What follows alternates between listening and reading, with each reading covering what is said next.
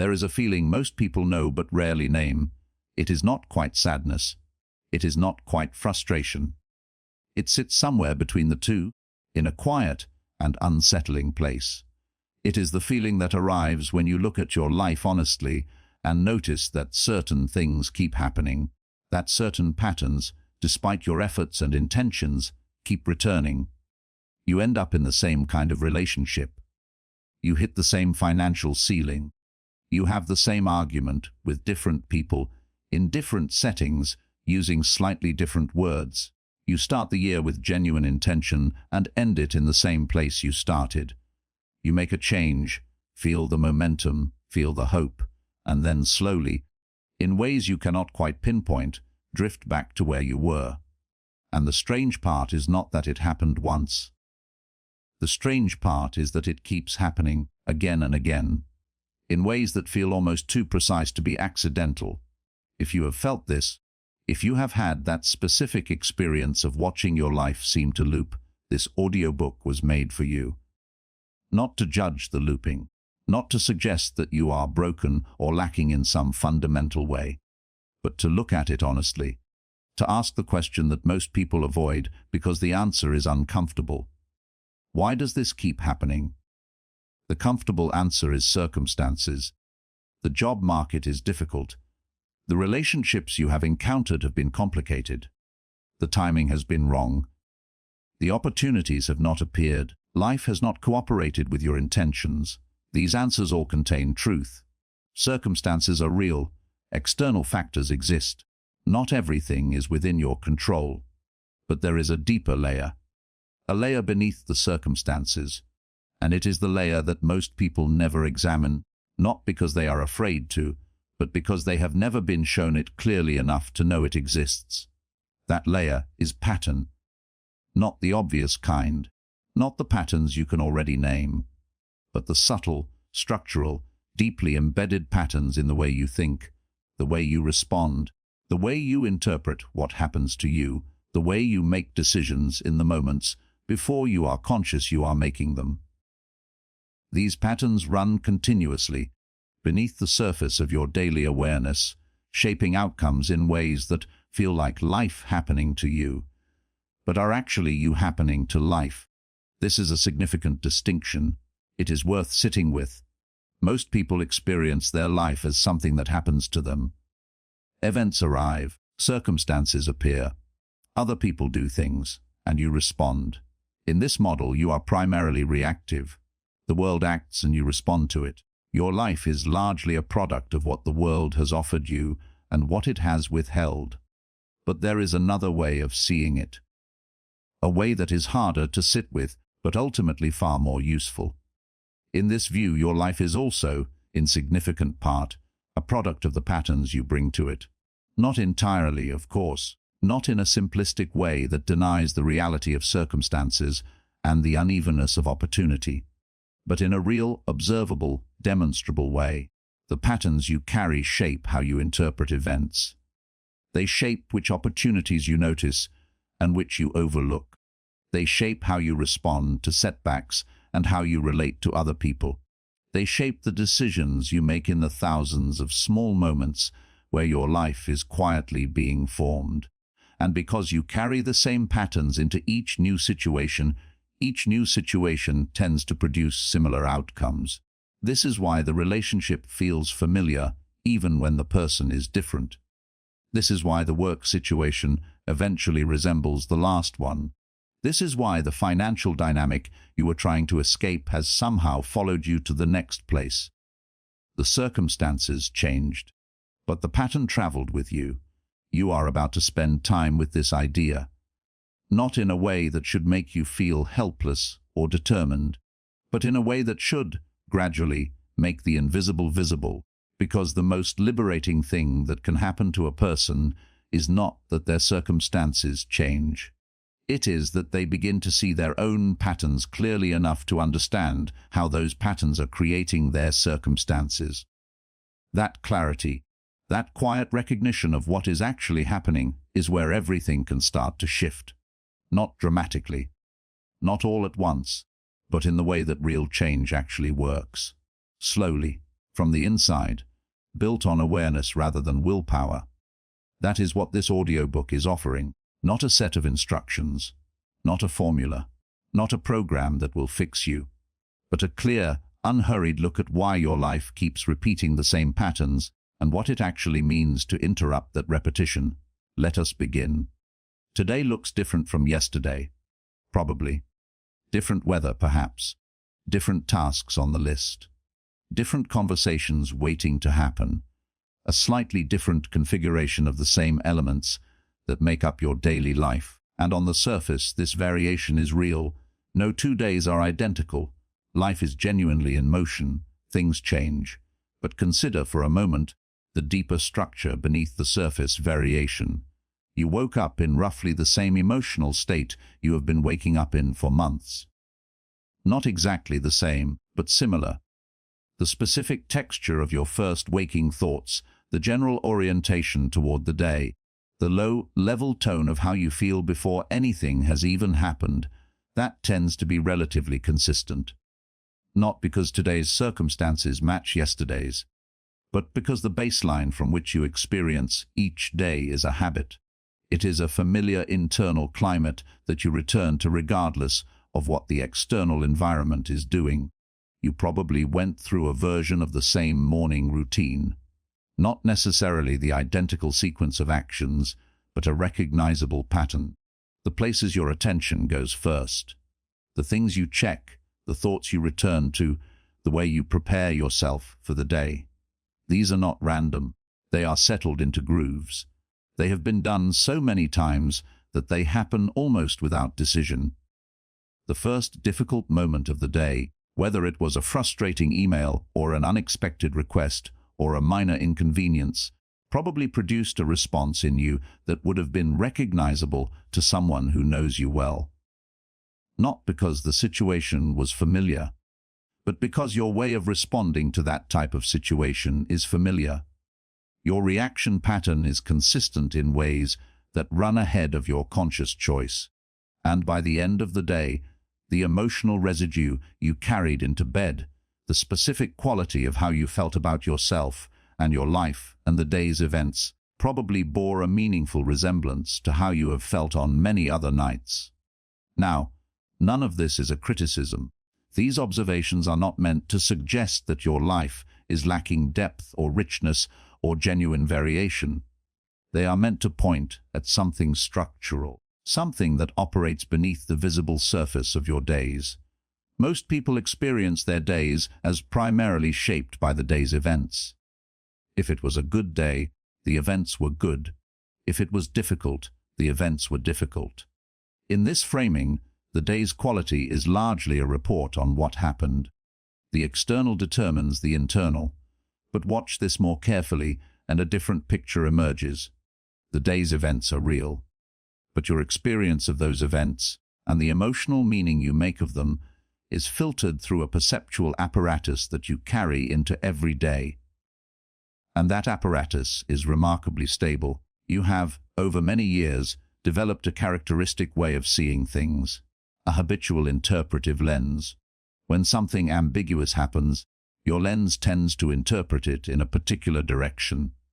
When something goes wrong, your lens tends to assign meaning to it in ways that are familiar, ways that confirm certain beliefs about yourself, about other people, about how life works. When something goes right, your lens may accept or dismiss it in patterns that have their own consistency. This lens is not visible to you because you are looking through it. This is one of the central challenges of self-awareness. The thing you are most influenced by is the thing you are least able to see directly. Your interpretive habits, your emotional default settings, your characteristic ways of making meaning. These are so close to you that they do not feel like habits at all. They feel like reality. When you interpret your boss's brief response to your email as evidence that something is wrong, that feeling of certainty, that interpretive impulse, feels like perception, like you are simply seeing what is there.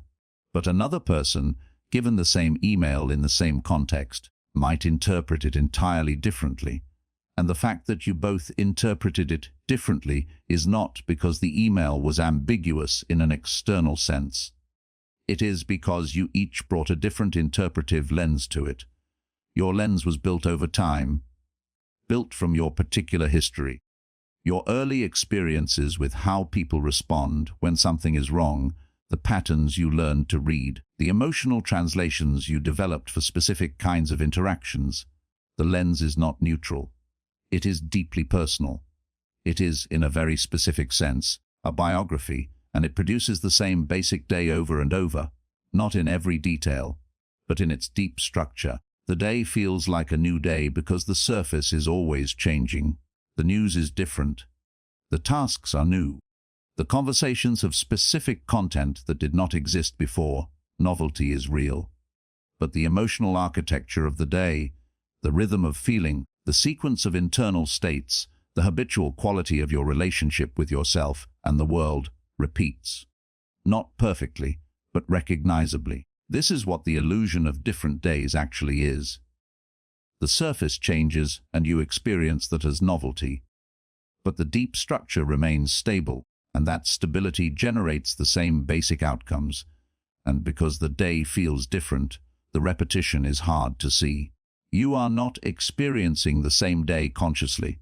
You are experiencing a series of genuinely different events through the same internal template.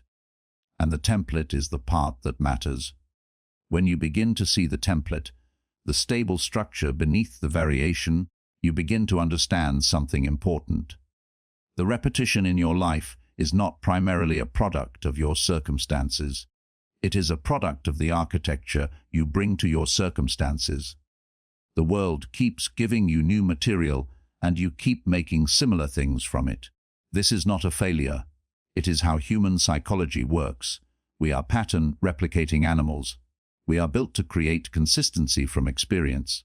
The same systems that make it possible to function without having to consciously decide every small thing also make it possible to replicate problematic patterns without consciously choosing to. Understanding this, not as an accusation, but as a description of how the system works, is the beginning of being able to see your own patterns clearly enough to change them. The different days are real, and beneath them, the same deep structure is running. Let us go deeper, because the observation that your days share a hidden structure is only interesting if you can begin to see what that structure actually consists of, what it is made of, what its components are, how it operates. The hidden patterns behind your life are not one thing. They are a layered system of interlocking elements. Each element reinforces the others. Together they form something that is much more durable than any single habit or belief on its own. They form a self-sustaining pattern that persists, not because you are not trying to change, but because the system as a whole keeps recreating itself. The first element in this system is thinking patterns. Not your explicit thoughts, not the thoughts you are aware of having and could report if asked, but the deeper structural habits of your thinking. The characteristic moves your mind makes. The directions it tends to go without instruction. Your mind has default trajectories. When given an ambiguous situation, it tends to interpret it in certain directions. When considering a future scenario, it tends to apply certain filters.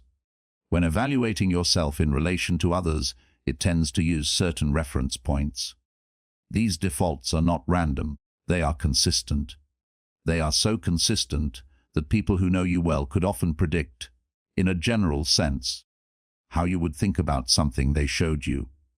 Consider the thinking habit called catastrophizing. The tendency, when something goes wrong or might go wrong, to project forward rapidly to the worst possible outcome. This is a real and common thinking pattern, not a character flaw, a habit, a way the mind has learned to process threat. It feels like responsible anticipation. It feels like being realistic about what could happen. But it is a habit that runs ahead of the evidence. It reaches for the worst-case scenario before the evidence supports it. And this habit shapes outcomes in concrete ways. It creates anxiety that influences behavior. It leads to avoidance of situations that could be threatening. It shapes how you communicate with others when you are worried. It affects your energy, your willingness to take considered risks, your ability to stay present in the face of uncertainty, and all of those behavioral effects produce results in your life. Not because the world is actually as threatening as the catastrophizing mind perceives it to be, but because the pattern of responding to a catastrophized version of reality produces specific real-world outcomes. The person who catastrophizes regularly will tend to avoid certain kinds of situations. They will tend to communicate with a particular emotional intensity when things feel uncertain. They will tend to make decisions based on a risk assessment that is systematically skewed toward worst-case outcomes. And over time, the cumulative effect of these tendencies shapes a life that bears the marks of the pattern. Now consider the opposite habit, the tendency toward avoidance of discomfort in thinking. The mind that, when it approaches something difficult or threatening, automatically moves away from it, changes the subject internally, finds something else to think about. This is not the same as catastrophizing, but it produces its own set of outcomes. The financial problem that is never fully examined, the relationship issue that is never fully thought through, the career trajectory that is approached with vague awareness, but never clear-eyed assessment. The habit of not thinking about difficult things means those things are never fully understood, and what is never fully understood cannot be effectively addressed. Both of these thinking patterns, catastrophizing and avoidance, produce predictable outcomes, and they are just two examples of the dozens of thinking habits that run in the background of a person's daily experience. Comparison thinking, scarcity thinking, people-pleasing thinking, perfectionism thinking, attribution thinking, the habitual tendency to explain things in particular ways, to locate responsibility in specific places. Each of these is a pattern, and each produces its own set of life outcomes. The second element is emotional response patterns, not your emotions themselves. Emotions are not habits. Emotions arise naturally in response to experience and are inherently fluid and appropriate signals. The pattern is in how you respond to your emotions, what you do when you feel anxious, what you do when you feel rejected, what you do when you feel angry, what you do when you feel hopeless, what you do when you feel the specific emotional signature of whatever it is that you find hardest to bear. Most people have a relatively narrow repertoire of responses to their most difficult emotional states. When a certain feeling arises, the habitual response fires almost automatically, not consciously chosen, not evaluated against alternatives, just the familiar move executed again because it has always been the move.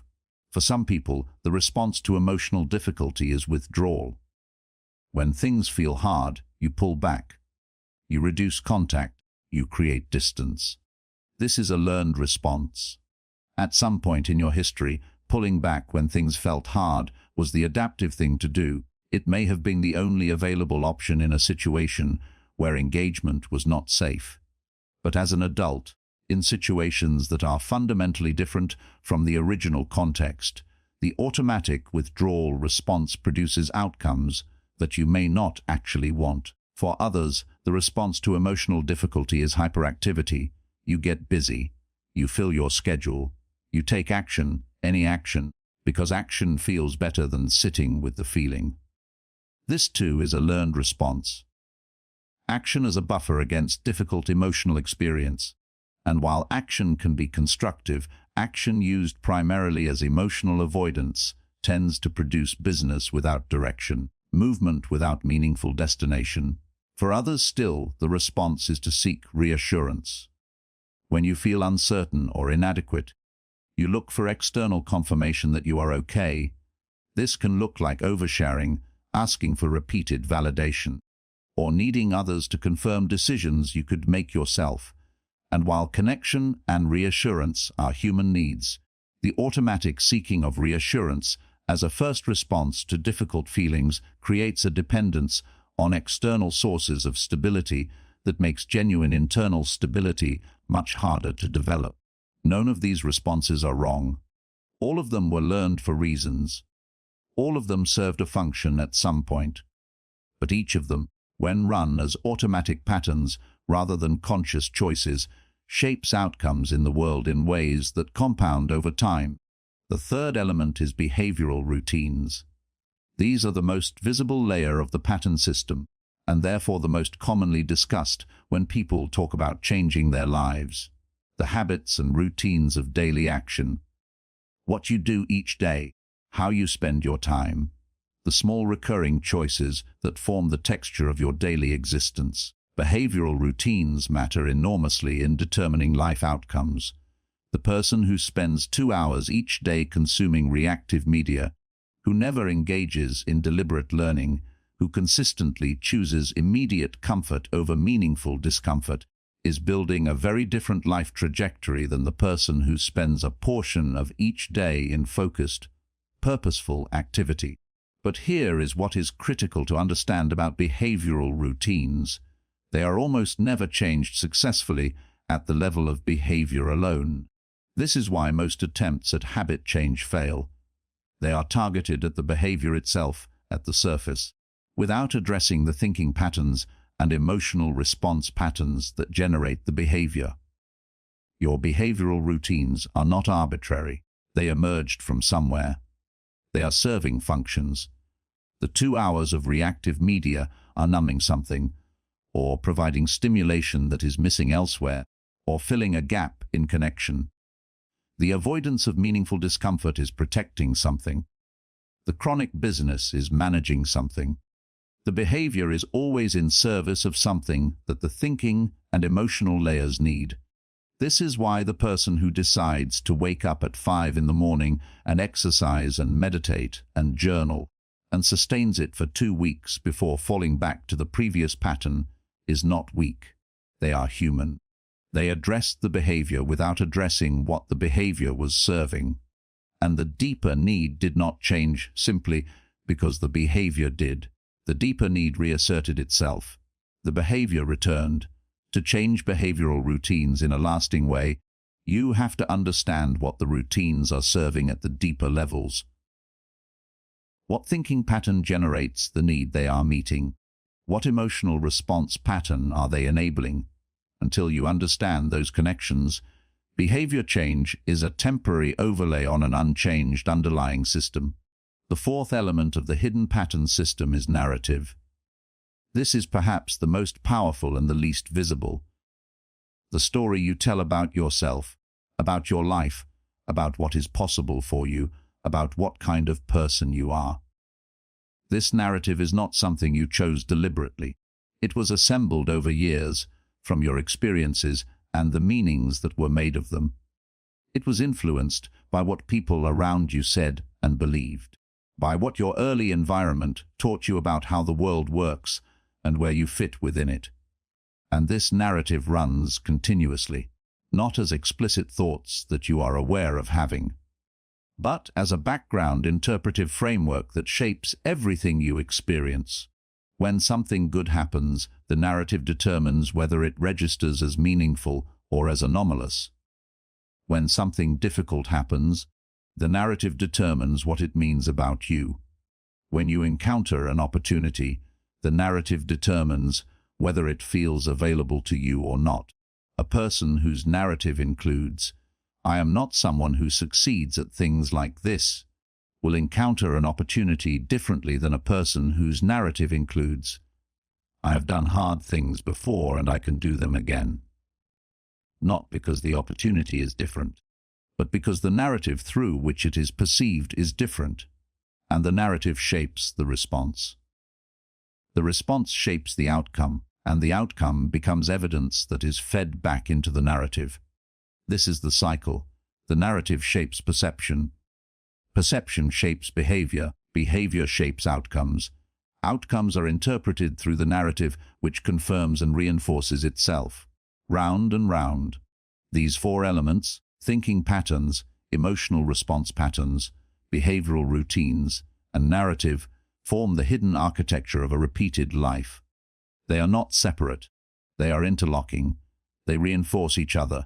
The narrative generates the thinking patterns that trigger the emotional responses, that drive the behavioral routines, that produce the outcomes that confirm the narrative.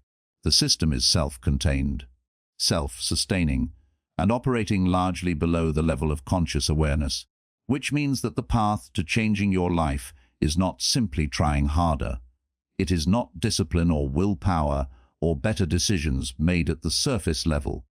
It is beginning to see the system itself, to understand what the architecture looks like, to make the invisible visible. And that begins with a question, not a rhetorical one, a genuinely exploratory one. What patterns am I running that I have not fully examined? There is something even deeper than thinking patterns and emotional habits that keeps your life in its particular shape, something so fundamental that it is rarely examined directly, something that is not merely a habit or a belief, but the container in which all of your habits and beliefs are held. That thing is your identity. Not identity in the superficial sense, not the labels on a resume or a social media profile, but identity in the deeper psychological sense. The answer to the question, who am I? That question, answered over years and in ways you may not have consciously participated in, has produced a working self-model. An internal map of who you are, what you are capable of, what you deserve, what kind of person you fundamentally are, and what kind of life is appropriate for someone like you. This self-model is not written down anywhere. It does not announce itself, but it operates continuously, like an operating system that runs in the background of every thought and decision. And it is one of the most powerful determinants of how your life continues to unfold. Here is how identity shapes outcomes in practice. When an opportunity arises that falls outside the boundaries of who you believe yourself to be, the opportunity does not feel available. It may be objectively available. There is no external barrier preventing you from pursuing it. But it does not feel like it belongs in your life. It feels like something for someone else. Someone more capable, more deserving, more suited to that kind of success. And so you pass it over, not because you made an explicit decision to reject it, but because your identity made the decision before your conscious mind had a chance to weigh in. This is the identity filter. Everything that enters your life is filtered through your self-model before you consciously engage with it. And the self-model has a very specific function. It keeps things consistent with who you believe yourself to be. Psychologists call this self-concept consistency, the drive to maintain a coherent and stable sense of self. It is a genuine and deep psychological need. Humans are not built for constant identity revision. The self-concept needs to be relatively stable to function, and the drive to maintain that stability is powerful. So powerful that when evidence arises that contradicts your self-model, the mind will often distort or dismiss that evidence rather than update the model. The person who believes they are fundamentally unlucky will, when something good happens, find reasons why it does not count or will not last, not because they are being deliberately pessimistic, but because the evidence of good luck does not fit the model, and the model resists updating. The person who believes they are not financially capable will, when they achieve a financial success, either downplay it, give credit to outside factors, or find a way to undo it quickly, often through decisions that seem inexplicable from the outside. The success does not fit the identity, and identity has a way of correcting anomalies. This is why so many people self-sabotage in ways that confuse even themselves. They get close to something they want and then, often just at the edge of achieving it, they do something that pulls them back. They miss the critical deadline. They pick a fight with the important person. They make the reckless financial decision. They disappear from the promising relationship at exactly the wrong moment. From the outside, this looks like weakness, like self-destruction, like a perverse desire to fail. But it is not that. It is identity maintenance. The self-model is not compatible with the level of success or connection or change that is being approached. and the mind, unconsciously but powerfully, moves to restore the status quo, to bring the situation back inside the comfortable boundaries of who you believe yourself to be. Understanding this is not meant to be depressing. It is meant to be clarifying, because if self-sabotage is identity maintenance, then the path to sustainable change is not more discipline or more effort at the behavioral level. It is identity revision. It is the slow, patient work of updating the self-model so that new levels of outcome become consistent with who you believe yourself to be. Let us look at how identity is formed, because understanding its origins helps you understand both its durability and its reversibility. Your identity was not built from nothing. It was assembled from your experiences, and more specifically from the interpretations of your experiences. The raw events of your life, particularly the early ones, were organized into patterns of meaning by your developing mind, and those patterns of meaning became the building blocks of your self-concept. The child who tried something difficult and was consistently told they were not very good at difficult things learned something about who they are in relation to difficulty. That learning was not abstract.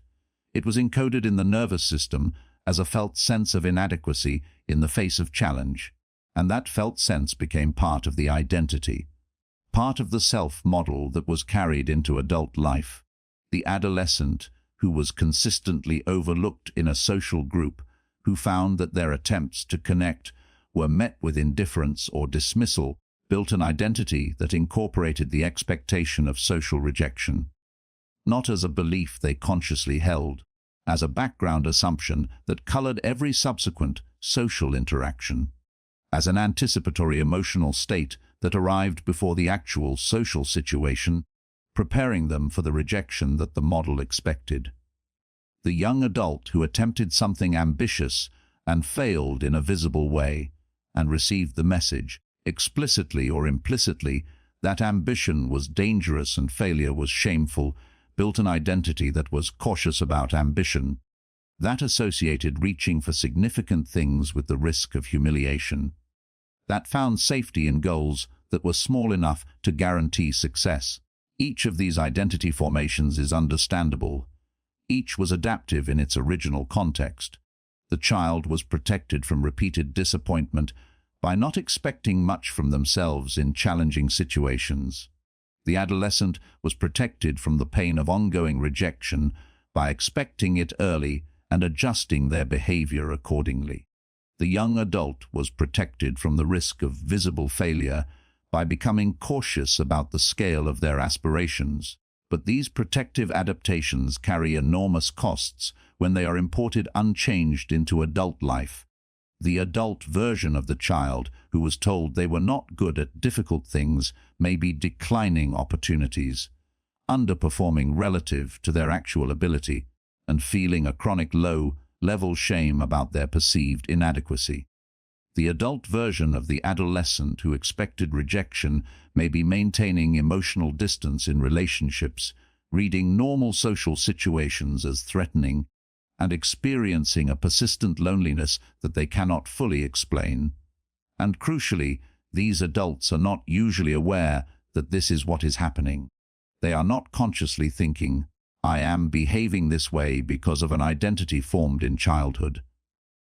They are simply living inside their self-model, experiencing it as reality, making choices that seem rational within the context of who they believe themselves to be. The self-model feels like the truth. It does not feel like a construction. It does not feel like an interpretation. It feels like an accurate description of who you actually are, and that is the deepest reason why identity locks people in place.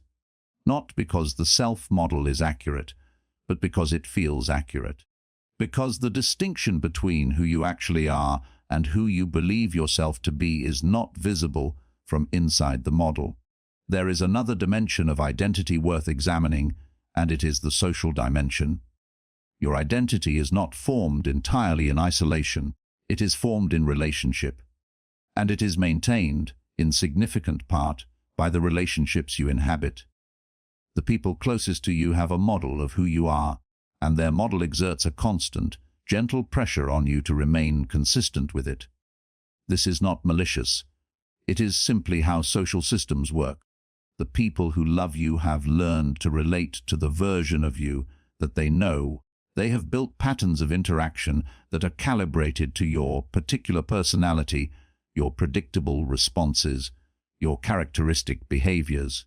And when you begin to change, when you begin to respond differently or make different choices or inhabit a different version of yourself, it creates friction.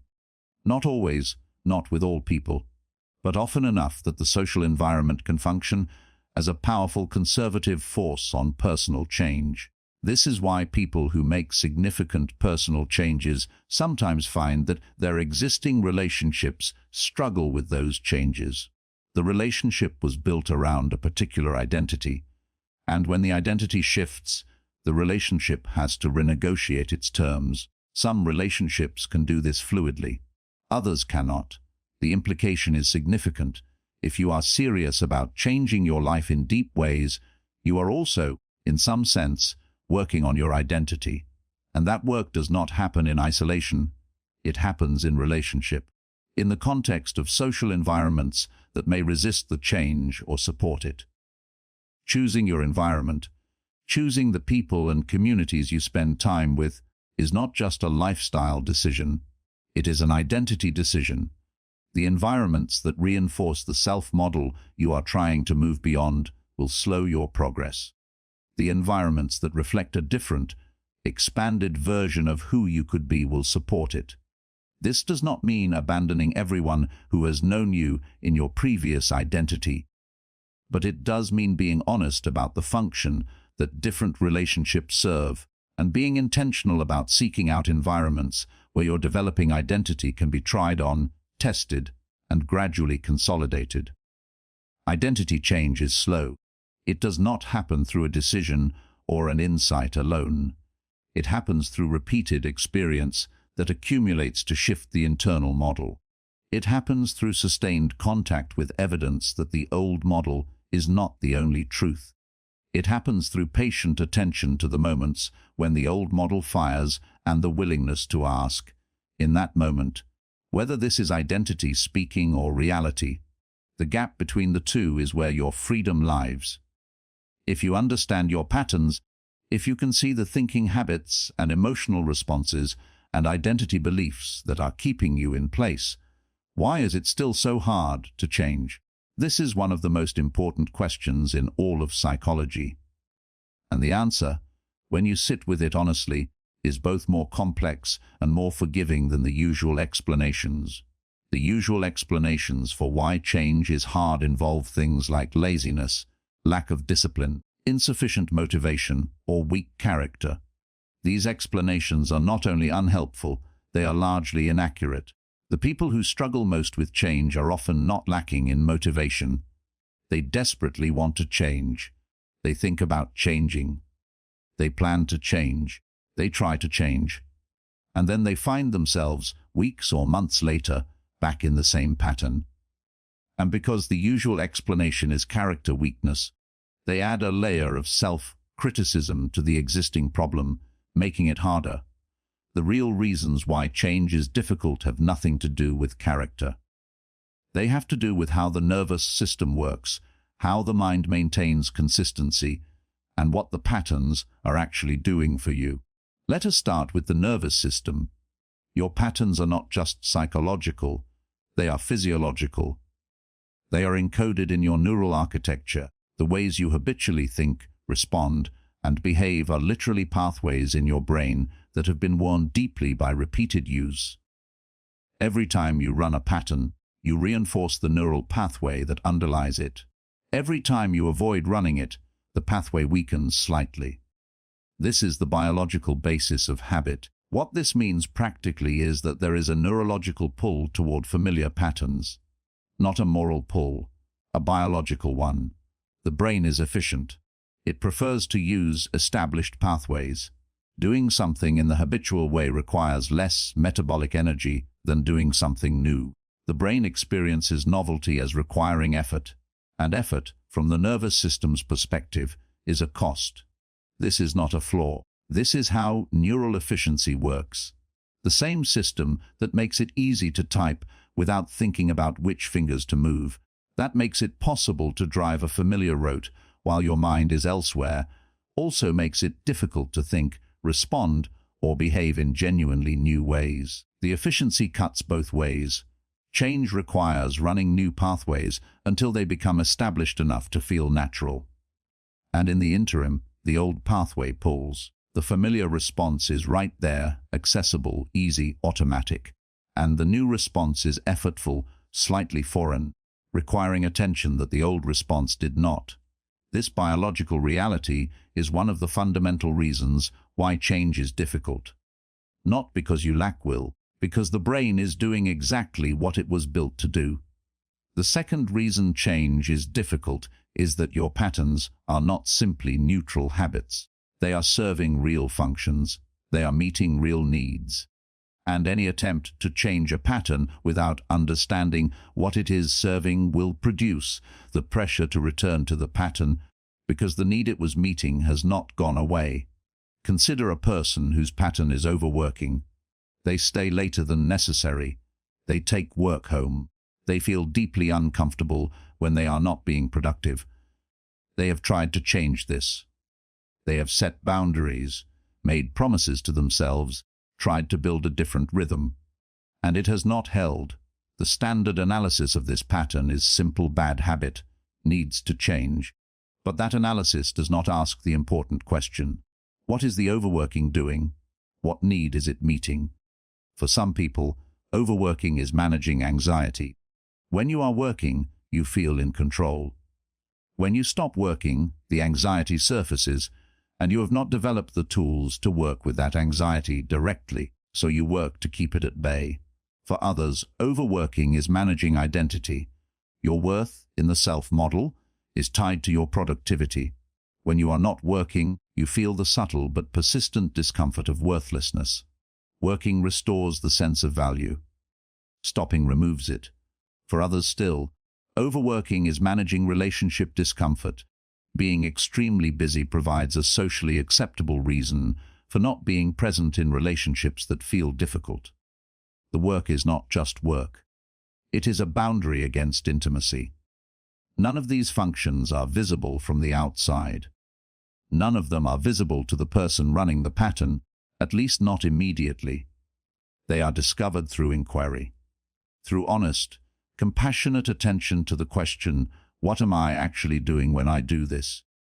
And until that function is understood and the underlying need is addressed more directly, changing the pattern is like trying to dam a river without removing the source. The pressure builds until it finds another way through. This is the second major reason change is difficult. Your patterns are not random. They are functional. They have purposes, and purpose is powerful. The third reason change is difficult is comfort, and by comfort, not a pleasant, gentle feeling of ease, but the deeper comfort of the familiar, the comfort of knowing what to expect, the comfort of a life whose shape you recognize, even if that shape is not what you would choose. There is a psychological concept called the tolerance zone, or sometimes the comfort zone, though the word comfort is misleading.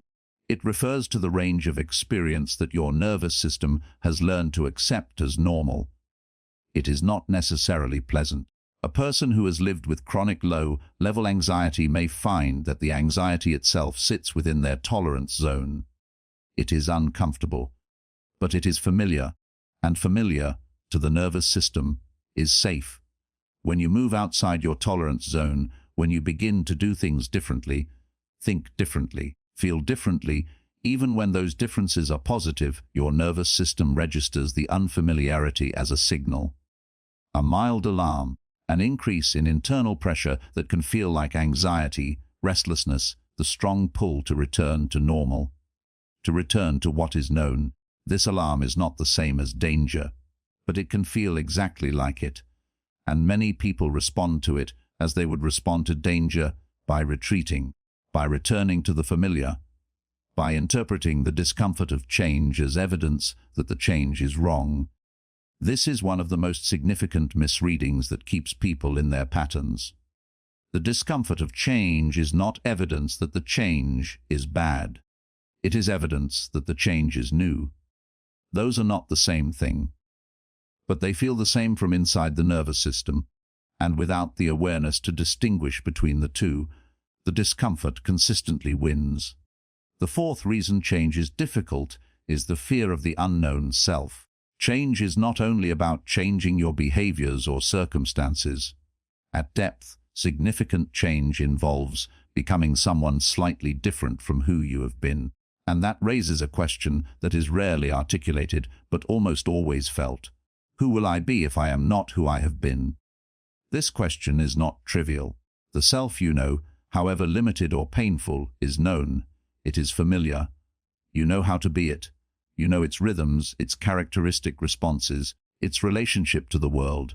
The possibility of becoming a different self, even a better one, involves a genuine encounter with the unknown. And the unknown is, by definition, something you cannot prepare for using the tools you already have. Most people, when they sense this encounter approaching, pull back, not because they do not want to change, but because the loss of the familiar self, even a self that is causing problems, carries a grief that is real. You are not simply adding something. In meaningful change, you are also releasing something. The protection that the old pattern provided, the identity that was built around it, the story you have been telling about why your life is the way it is. That release is a kind of mourning, and mourning, even for things that were limiting, is a real experience that requires real psychological space. When people try to change without allowing for this grief, without acknowledging that the old way of being had a logic and a history, the change tends to stay shallow. It looks like change from the outside, but the deeper attachment to the old self has not been processed, and it pulls. The fifth reason change is difficult is social pressure, which was touched on in the identity section but deserves its own moment here. You live in social systems, family systems, friend systems, professional systems, romantic partnerships. Each of these systems has an equilibrium, a set of roles and expectations and patterns that all the members have learned to work around. And when you change, when you start responding differently or making different choices or showing up in a new way, the system is disturbed. The people in your systems are not necessarily trying to hold you back, but they are, often unconsciously, exerting pressure toward the equilibrium they know. The family that has always treated you as the irresponsible one does not stop doing that simply because you are making responsible choices now. The friends who relate to you through a particular dynamic do not automatically update their model of you when you change. The partner who has organized part of their self-concept around managing you feels destabilized when you stop needing to be managed. This social pressure is real and pervasive, and for many people, it is the invisible ceiling that makes personal change so much harder than it looks. The changes that could be made in isolation are much more difficult to sustain in the middle of systems that keep pulling toward the familiar. Understanding these 5 reasons, neurological habit, functional purpose, comfort zone, fear of the unknown self, and social pressure, does not eliminate the difficulty of change, but it changes your relationship to that difficulty. When you understand why it is hard, when you can see the specific mechanisms at work rather than simply experiencing the failure as evidence of your inadequacy, something shifts. The difficulty becomes information. The pull toward the familiar becomes a signal you can learn to recognize and work with. The discomfort of change becomes interpretable rather than simply unbearable. And that interpretability, that shift from confusion to understanding, is the first breath of the space in which change becomes possible. Awareness sounds simple. It is, in fact, the deepest and most demanding practice that personal change requires. Not the awareness of an intellectual description of yourself, though that can be a starting point. Not the awareness of being able to articulate your patterns in a conversation, but the live awareness of catching yourself in the act, of noticing in real time that a familiar pattern has engaged, of seeing, while it is happening, the specific mechanism at work. That kind of awareness is different from abstract self-knowledge, and it is far more powerful. Here is why. Most of the patterns that are running your life are not available to you as thoughts you could describe. They operate below the level of conscious narration. They fire as feelings, impulses, automatic responses, before the mind has had a chance to form language around what is happening. And by the time language arrives, the pattern has already executed. You are already in the middle of the familiar response, or you have already made the familiar choice, or you have already interpreted the situation in the familiar way. The work of becoming aware of your patterns is the work of moving the moment of recognition earlier and earlier, back toward the beginning of the pattern before it has fully executed, and eventually into the moment before the pattern begins, the space between stimulus and response, where genuine choice becomes possible. This is not accomplished through thinking about yourself more.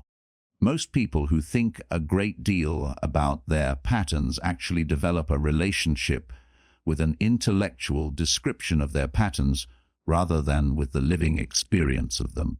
They can tell you, in sophisticated terms, what their issues are. They can narrate their psychology fluently. And then they do the exact thing their psychology predicts they would do and feel surprised and frustrated by it. The kind of awareness that actually interrupts patterns is not narrative. It is somatic. It is located in the body. It is the capacity to feel, in your physical experience, the signature of a pattern beginning. The tightening in the chest that comes before the defensive response. The flattening in the stomach that precedes the withdrawal.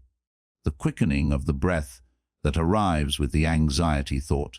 The particular texture of the urge to fix, to flee, to freeze, to perform. Your body knows your patterns before your mind does. And learning to read your body's signals, to treat them as information rather than noise, is one of the most practical and powerful tools available for developing real awareness. This is different from being overwhelmed by somatic experience or from hyper-attending to physical sensations in ways that produce anxiety. It is about developing a background of gentle body awareness that allows you to notice when the pattern's signature appears. A small alarm, not a crisis, a moment of recognition. There it is again. The first requirement for this kind of awareness is curiosity, and curiosity is harder to maintain than it sounds. The natural response to recognizing a pattern is usually some combination of self-criticism and the urge to immediately fix it. You notice yourself catastrophizing, and the reaction is to scold yourself for catastrophizing or to immediately try to replace the catastrophic thought with a positive one. Both of these responses, the criticism and the immediate correction, close down the observation before it can deepen. Criticism closes down awareness because self-criticism is itself a defensive response. It moves the attention away from the pattern itself and onto your evaluation of having the pattern. The pattern becomes a verdict about your character rather than an interesting phenomenon to observe. And once it becomes a verdict, genuine curiosity is impossible. You are no longer looking, you are defending. Immediate correction closes down awareness because it rushes past the important question. Why is this pattern here? What is it responding to? What is it actually doing? If you immediately replace a negative thought with a positive one, you have changed the surface without learning anything about the system beneath. You have interrupted the output without understanding the process. Genuine curiosity says, what is actually happening here? Not as a judgment, as a question, an honest, open, interested question. What triggered this response? What feeling preceded it? What does this pattern believe about the situation? What need does it think it is meeting? What is the oldest version of this response? Where do I first remember feeling this way? These questions do not have to be asked in the middle of the experience. They can be asked afterward, in reflection. sitting quietly with what happened, replaying it in memory with the specific intention of understanding, not judging. Giving the pattern the kind of honest, compassionate attention that allows it to reveal itself. This reflective practice, revisiting experiences with the specific goal of understanding your own patterns in them, is one of the most reliable ways to develop the awareness that eventually becomes real time. At first, you recognize the pattern 20 minutes after it has fired, then 10 minutes, then 2 minutes, then in the moment, then, after sustained practice just before. The moment of recognition moves forward in time as the awareness deepens, and each time the recognition arrives earlier, the space for a different choice is larger.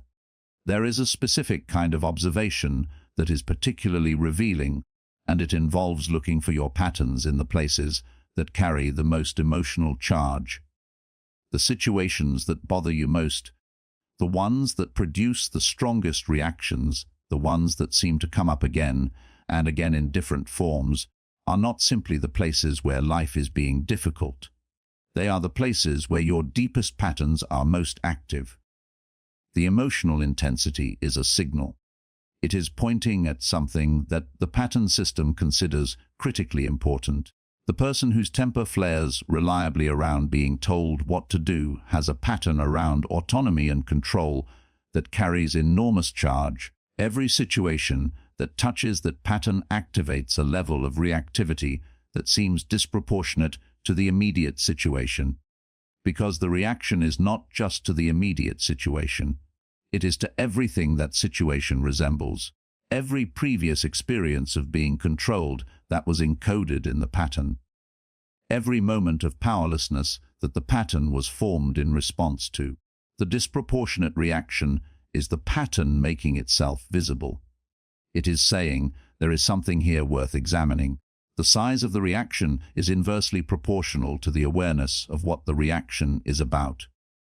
As the awareness grows, as the underlying pattern becomes clearer and more integrated, the reaction tends to become more proportionate. Not because you stop caring about the issue, but because you are no longer reacting to the entire history every time the immediate situation echoes it. Journaling, when done with this specific intention, can be an exceptionally useful tool for pattern awareness.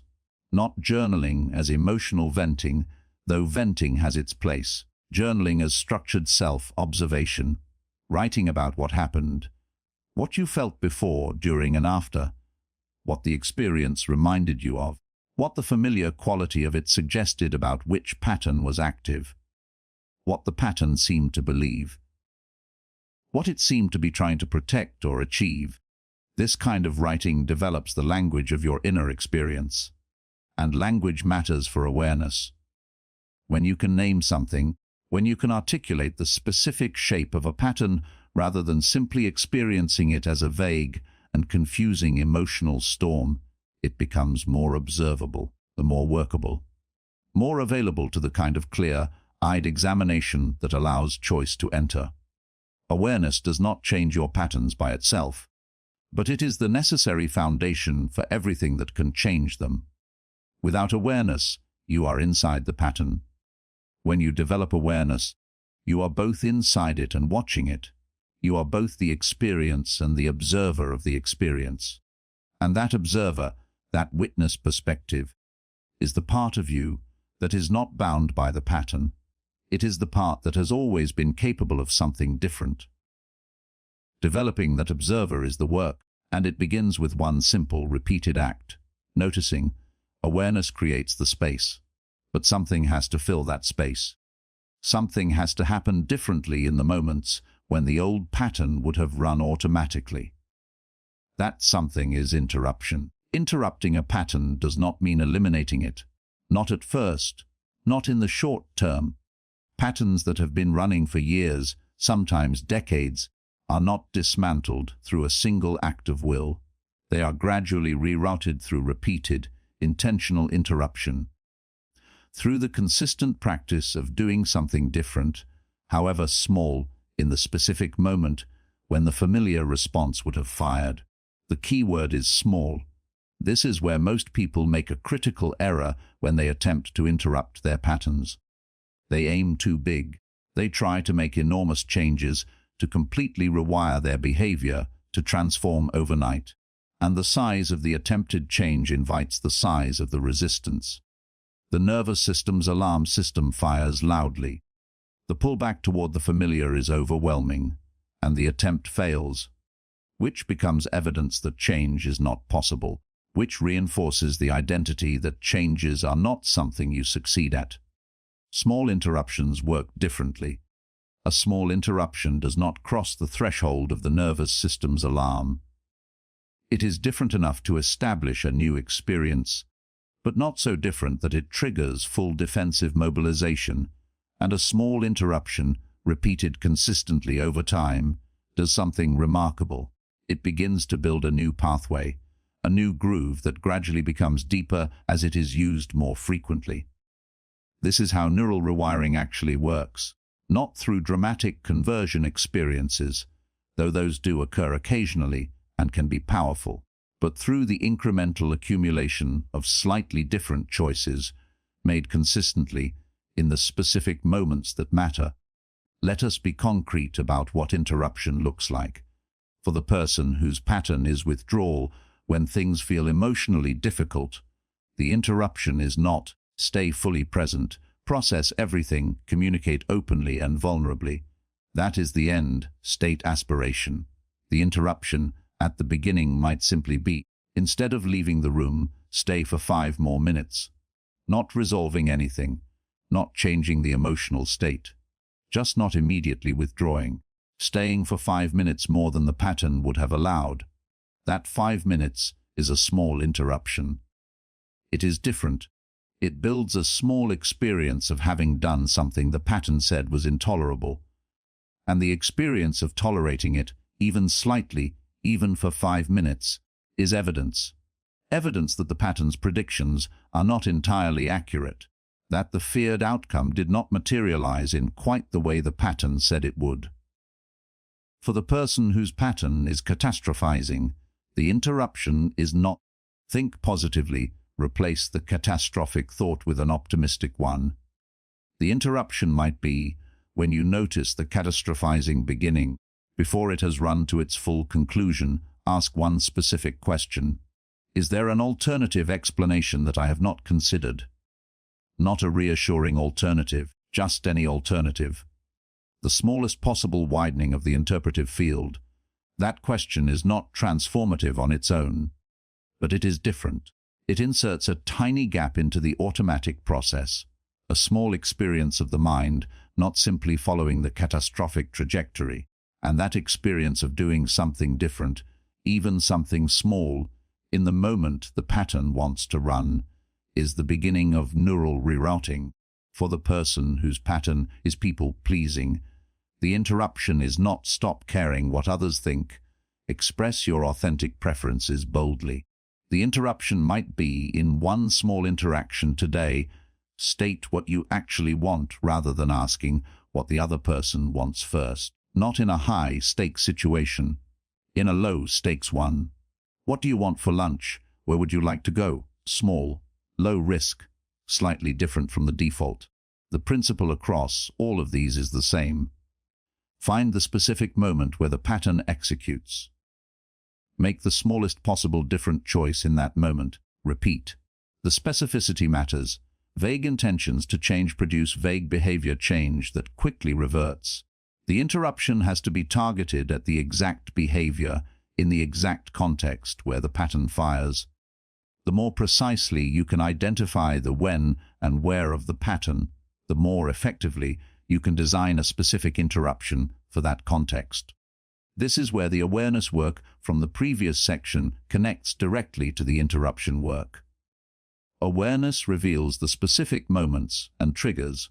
Interruption targets those specific moments with specific, small alternatives. The two practices work together.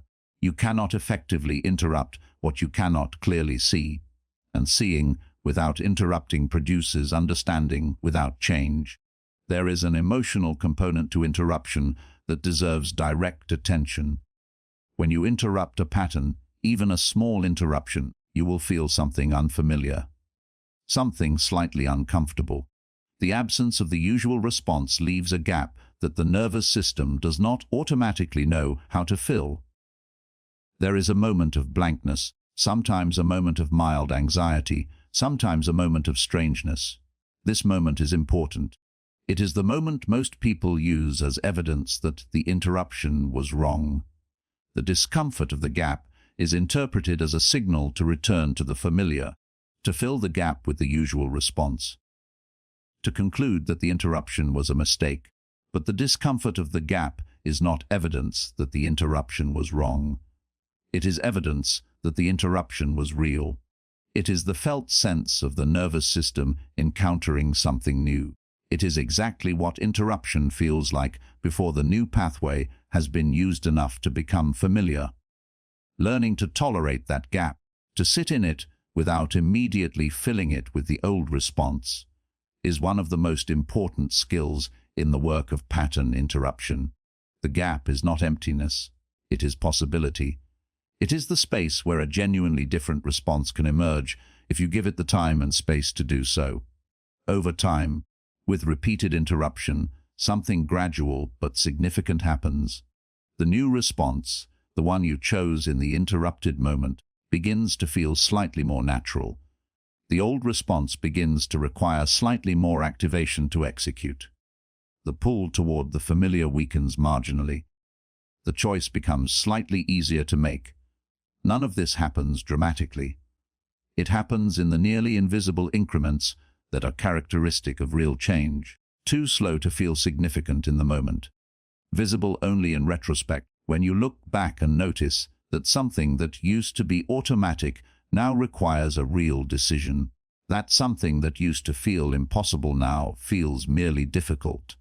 That something that once defined you now feels like something you do sometimes but are not. That is the trajectory of interruption done consistently, not transformation. Rerouting, the old pathway does not disappear, but it is used less frequently. The new pathway, worn deeper by repeated use, becomes more accessible. The center of gravity shifts, and as the center of gravity shifts, the outcomes shift with it, because behavior drives outcomes, and behavior that has been gradually redirected through consistent interruption produces a gradually different set of outcomes. Not all at once, not dramatically, but measurably, observably. Over time, there is a difference between stopping old patterns and building new ones. Interruption breaks the cycle, but interruption alone does not create a different life. It creates space, and space, without direction, can be filled by whatever is most readily available, which is often the old pattern in a slightly different form. Building a different life intentionally means deciding what will fill that space. Not reactively, not by default, but through the conscious exercise of your capacity for choice. This is where the work becomes genuinely creative. Not creative in the artistic sense, creative in the literal sense of bringing into existence something that was not there before. You are not simply trying to stop being who you were. You are building toward being who you choose to be. And that choosing is an act of authorship. The concept of authorship is important here. Most people experience their life as something that happens to them or, at best, something they navigate. They respond. They adjust. They cope. They manage. This is a fundamentally passive relationship with your own life. Even when it involves tremendous effort, the effort is primarily reactive, responding to what the world presents. Authorship is a different relationship. It is the ongoing exercise of deliberate direction, not control, because no one controls their life fully, but direction. The consistent practice of asking not only what is happening, but what do I want to make happen? Not only who have I been, but who do I choose to be? Not only what has worked before, but what works for the life I am building. This shift, from navigator to author, is not a simple psychological maneuver. It requires a genuine updating of the self concept toward agency, toward the experienced sense that your choices matter, that your intentional direction has real effects on how your life unfolds. This is not a blind belief in the power of positive thinking. It is a grounded recognition of the empirical reality that consistent, intentional behavior in a particular direction produces outcomes in that direction over time. The person who lives with the experienced sense of agency approaches each day differently from the person who feels themselves to be primarily at the mercy of circumstances. They make slightly different choices in the small moments that accumulate into a life. And over years, those slightly different choices produce significantly different outcomes. Building a different life intentionally begins with clarity about direction, not a detailed plan for every aspect of your existence, not a rigid vision that you must execute perfectly, but a clear enough sense of direction that your daily choices can be oriented toward it. A working answer to the question, what kind of life am I building? What kind of person am I becoming? This question is not as abstract as it sounds. You can make it concrete by asking smaller versions of it. What kind of relationship am I building? Not the perfect version, but a direction, a quality I am moving toward. What kind of relationship to my work am I cultivating? What kind of relationship to my own experience, my own inner life, do I want to develop? These directional questions produce a compass, not a map. A compass is enough. It does not tell you every step. It tells you which way is forward. And with that compass, each choice, each small moment of interruption, each daily decision can be oriented toward the direction you have chosen. The second element of building a different life intentionally is environment design. Your environment shapes your behavior more than your willpower does. This is a research-supported reality, not a motivational metaphor. The physical, social, and informational environments you inhabit are powerful determinants of your default behavior, and if those environments are not aligned with the life you are trying to build, you will spend enormous energy swimming against their current. If the physical environment around you makes the old patterns easy and the new ones hard, the new patterns will be harder to maintain. If the social environment you inhabit consistently reinforces the old identity and is skeptical of the new one, maintaining the new identity will require disproportionate effort. If the informational environment, the media you consume, the conversations you have, the ideas you are regularly exposed to, does not include the perspectives and models that are relevant to the life you are building, you will develop those perspectives more slowly. Designing your environment means making intentional choices about the spaces you inhabit, the people you spend time with, and the information you consume, not perfectly, not completely, but with awareness of their influence and some degree of intentional shaping. This does not have to be dramatic. You do not need to move to a new city or cut everyone from your past. Small environmental changes can have significant effects. Moving some things in your physical space to make the behaviors you want easier and the behaviors you are moving away from harder. Seeking out, even occasionally, people who are living in ways aligned with where you are trying to go. Consciously choosing some of what you consume that expands your sense of what is possible, rather than simply confirming what is familiar. Environment design is not about creating perfect conditions. It is about reducing unnecessary friction against the direction you are moving. The third element is deliberate practice of the identity you are building. This sounds counterintuitive, practice being who you choose to be. But consider, the old identity did not arrive fully formed. It was practiced into solidity over years. The new identity has to be practiced in the same way, not performed for others, not pretended, but genuinely tried on in the specific moments when you are faced with a choice about who to be. When you choose, in a small moment, to respond with patience rather than your habitual reactivity, you are practicing the identity of someone who has that patience. When you choose, in a moment of fear, to act in the direction of what you want rather than away from what you fear, you are practicing the identity of someone who acts from values rather than anxiety. When you choose to be honest in a moment when lying would be easier, You are practicing the integrity that you want to characterize your life. Each of these small practice moments does something to the self-concept. It adds a data point that is different from the old model. The mind is updating its self-concept continuously based on evidence. And evidence comes from behavior.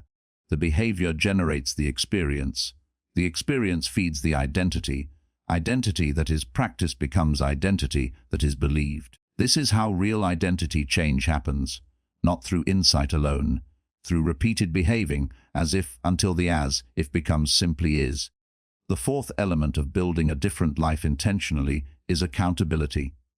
Not the performative kind, not the accountability you maintain by announcing your goals publicly for social pressure, but the genuine, honest accountability of regularly checking your actual behavior against your stated direction.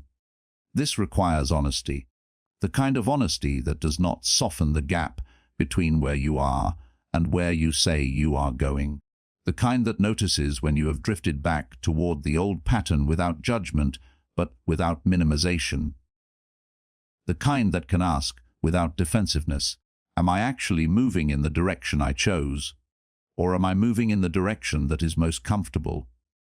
This checking, done regularly and honestly, is a form of self-respect. It treats your intentions as real commitments rather than pleasant aspirations, and it provides the continuous course corrections that keep a long journey moving in the right direction, even when the path has bends and setbacks and moments where the old way looks safer than the new one. Building a different life intentionally is not a dramatic process. It does not announce itself. It does not produce quick, visible results. It is the daily practice of small alignments, small choices oriented toward a direction, small instances of the new behavior practiced in the moment of the old pull, small environmental decisions that reduce friction, small moments of honest accountability. Accumulated over time, these small practices build something that cannot be built any other way, a life that is different not in its surface details, but in its fundamental pattern. A life that is being authored rather than simply lived. A life that is, at its core, a reflection of who you are choosing to become. You began this audiobook with a feeling, the feeling of repetition, the quiet, unsettling recognition that certain things keep coming back. That the life you are living has a pattern you did not entirely choose. That feeling was not wrong, it was in fact a form of intelligence, a signal from some part of you that understood something important before the rest of you had the language to articulate it. The signal was this: your life is not repeating by accident, it is repeating by pattern. And the pattern is not the world's doing, though the world plays its part. The pattern lives inside you, in the way you think, in the way you respond, in the story you carry about who you are and what is possible for you, in the emotional templates you bring to each new situation, in the identity that quietly determines which experiences feel available and which do not. This is not a burden, it is an opening. Because if the repetition comes from inside you, then the change can also come from inside you. The circumstances do not have to arrange themselves perfectly before your life can shift. The people around you do not have to change before your patterns can change. You do not have to wait for some external factor to provide the opening. The opening is already present. It is present in every moment of genuine awareness. In every moment when you catch the pattern before it has fully run. In every small interruption, every slightly different response, every moment of choosing direction rather than default. The opening is not in some future situation. It is in this one, in the ordinary moments that make up your actual life. The work this audiobook has been pointing toward is not a dramatic transformation. It is not a sudden awakening that rewires everything in one moment of clarity. That kind of transformation exists in stories but rarely in lives. Real change, the kind that holds, the kind that produces genuinely different outcomes over time, is quieter. It is the patient work of becoming more aware, of understanding your own patterns more deeply, of making slightly different choices in the specific moments that matter. That work is ongoing. It does not conclude. There is no point at which you arrive at a pattern-free life, at a version of yourself that no longer has tendencies and habitual responses and areas of resistance. The goal is not the absence of pattern. The goal is a conscious relationship with your patterns, one in which you can see them operating, understand what they are doing, and choose, in any given moment, whether to let them run or to do something different. That choice, exercised consistently, is the difference between a life that repeats and a life that evolves. And you are capable of it. Not because you are exceptional, but because you are the kind of person who has been willing to look, to sit with this material, to apply it honestly to your own experience. That willingness, the willingness to look at yourself clearly without fleeing into denial or drowning in judgment, is not a small thing. It is, in fact, the foundational act that makes everything else possible. The patterns you have been running did not form in a day. They will not dissolve in a day, but they will loosen, gradually, under the persistent application of genuine awareness. They will become more visible, more understandable, more workable, and as they become workable, your life becomes, incrementally, more of your own making. Not entirely. Never entirely. Life is not that controllable and human beings are not that simple. But more than before. More deliberately. More in the direction of what you actually choose, rather than what habit and identity and old conditioning choose for you. That movement, however slow, however incremental, however quiet, is everything. Your life is not repeating by chance. It is repeating by pattern. And the moment you see those patterns clearly, the moment you can look at them with honest, curious, compassionate attention and recognize the specific ways they have been shaping your experience, is the moment you begin to change them. Not all at once, but from the inside, where the patterns actually live. That is where your life changes. That is where it has always been able to change. And now, perhaps, you can see it.